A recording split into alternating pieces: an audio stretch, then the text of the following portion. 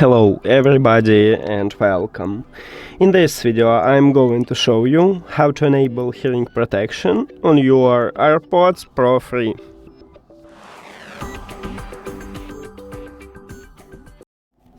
You have to start by open settings and your headphones should be connected to your phone. Then you will see headphones line at the top in the settings.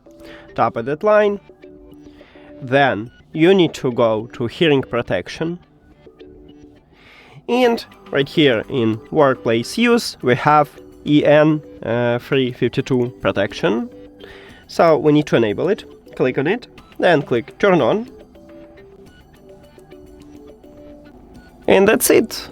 But if you want to disable this safety standard, you can click turn off EN352 protection and turn off. And that's it. Thank you for watching this video. If you found it helpful, please consider subscribing to the channel and leave a like on the video. See you later!